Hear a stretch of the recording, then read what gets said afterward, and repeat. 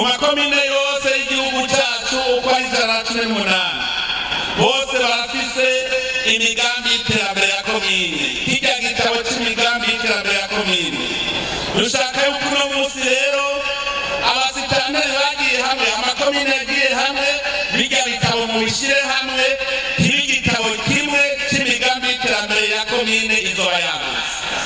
Aha muhumve neza ndasubiremo, ikomine y'uno munsi irafise igitabo cy'imigambi y'iterambere.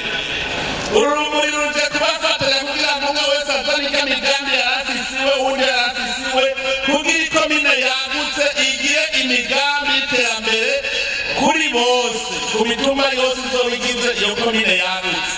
Aha rero bamusitanteri muvyumve, bagize inama za komine muvyumve, aha tuje kubakabura kugira ngo hazagere mu 2025 mufise igitabo cy'imigambi y'iterambere ya komine yagutse.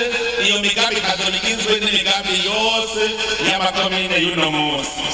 Iyo migambi mwejeje kuyikora muzoca ico gitabo ikomine yose ikijane mu ntara, kugira ngo intara nayo yagutse iteranye iyo migambi kuri igitabo kimwe cerekana imigambi y'iterambere mu ntara. Ni ukuvuga ikomine yose izoba yazanye n'indi yazanye, babiteranirize hamwe bagire igitabo cy'imigambi y'iterambere ry'intara.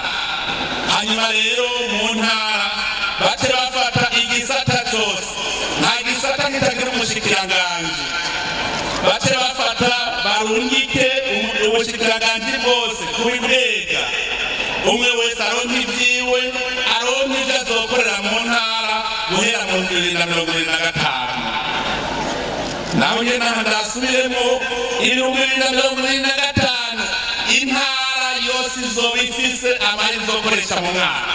Murumva ko higanwa intara y'ibinebwe izosigara inyuma, kuko umwaka weze uburyo yose utabukoresheje bose babubijijwe n'ubusa.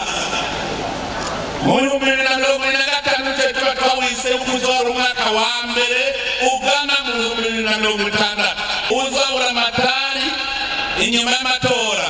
Ingendo y'uno munsi Amerika bazabasezeranye bamurabitegurira hakiri kare, kuko dukeneye ko igihugu gitera imbere. Nicyo gituma uru rumuri ruje kuvuga ruti ubu rero ni mukanure dutore indongozi mboneza, atari indongozi zivuga ngo zarose ibyicaro, indongozi mboneza ziboneshereza abarundi.